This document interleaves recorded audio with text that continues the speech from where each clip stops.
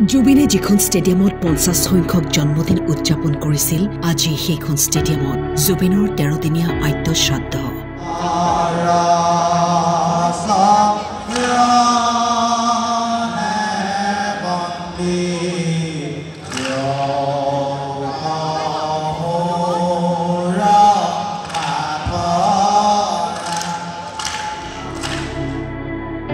কান্দি কান্দি যোৰহাটবাসীয়ে শ্ৰদ্ধাঞ্জলি জনাই মৰমৰ জুবিনক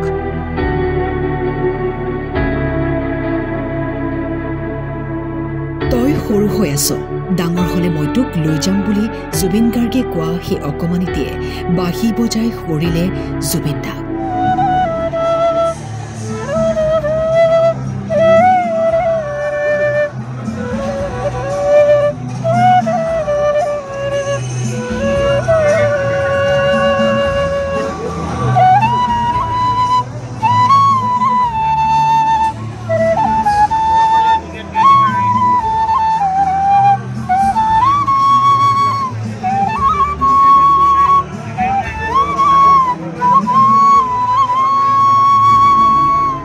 জুবিনদাক শ্ৰদ্ধাঞ্জলি জনাবলৈ সোধ বৈছে হাজাৰ হাজাৰ লোকৰ আবেগিক হৈ পৰিল এই বিশেষ ব্যক্তিগৰাকীও ক'লে বহুতক গোৱালো বহুতক শিকালো কিন্তু ষ্টেজত জুবিন গাৰ্গেহে বিপুল চেতিয়া ফুকনক গুৰু বুলি কৈছিল অসমত এটা কথাই মই কওঁ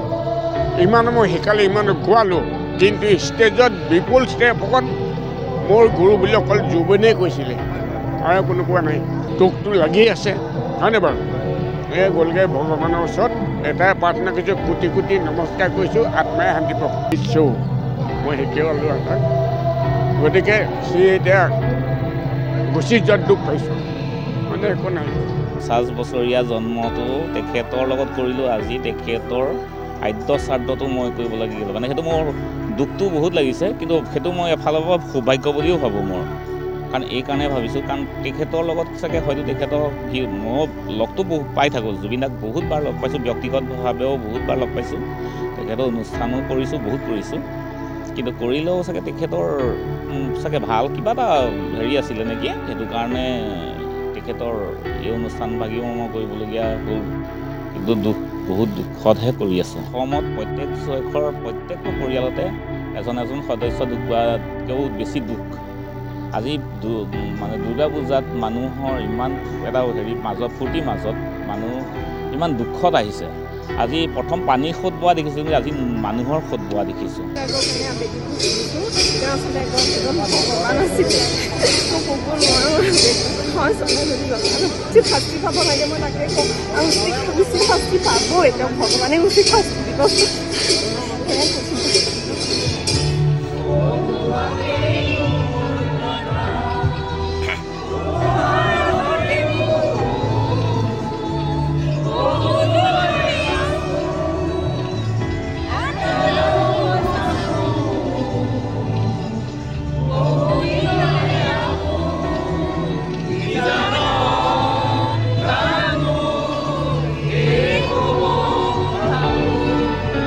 আসুৰ উপদেষ্টা সমুজ্জ্বল ভট্টাচাৰ্য সভাপতি উৎপল শৰ্মা সম্পাদক সমীৰণ ফুকনক উপস্থিত থাকে অনুষ্ঠানত জুবিনদাৰ সদায় অসমৰ আত্মা হৈ ৰ'ব আৰু আজি শ্যামকানু মহন্ত আৰু সিদ্ধাৰ্থ শৰ্মাক গ্ৰেপ্তাৰ কৰিছে কিন্তু তেওঁলোকক কঠোৰ দৃষ্টান্তমূলক শাস্তি দিব লাগিব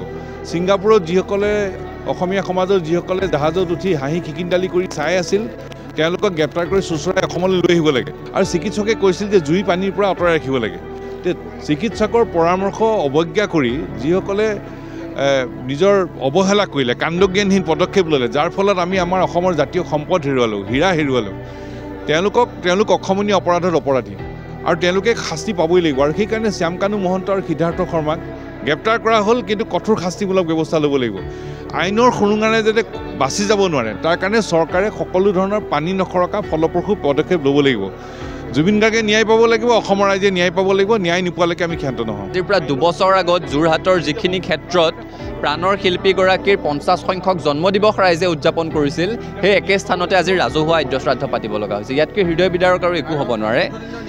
আৰু স্পষ্টভাৱে ক'ব বিচাৰিছোঁ শ্যামকানু মহন্ত সিদ্ধাৰ্থ শৰ্মা এই দুজনক গ্ৰেপ্তাৰ কৰা হৈছে চৰকাৰক এতিয়াই সকীয়াই থৈছোঁ যাতে আইনৰ সুৰুঙাৰে দুয়োটা দোষী সাৰি যাব নোৱাৰে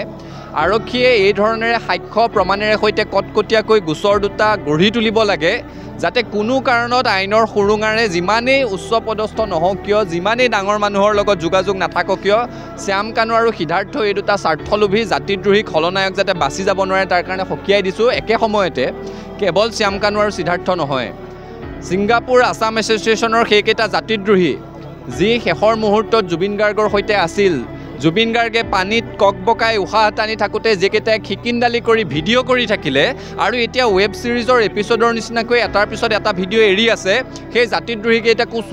অসমলৈ অনাৰ ব্যৱস্থা কৰিব লাগে, ছিংগাপুৰৰ পৰা ধৰি আনিব লাগে আৰু সিহঁতক দৃষ্টান্তমূলক শাস্তি দিব লাগে। জুবিন গাৰ্গ প্ৰাণৰ শিল্পী, এইটো সাধাৰণ ঘটনা নহয়। গতিকে ন্যায় কেৱল হ'লেই নহ'ব, ন্যায় হৈছে বুলি অসমৰ ৰাইজ আশ্বস্ত হ'ব পৰাকৈ ন্যায় দেখিব লাগিব, সেইটোৱে চৰকাৰক দাবী জনাইছোঁ। যোৰহাটৰ পৰা জিন্তু দেউতাই ফুকৰৰ ৰিপৰ্ট, টাইম 8।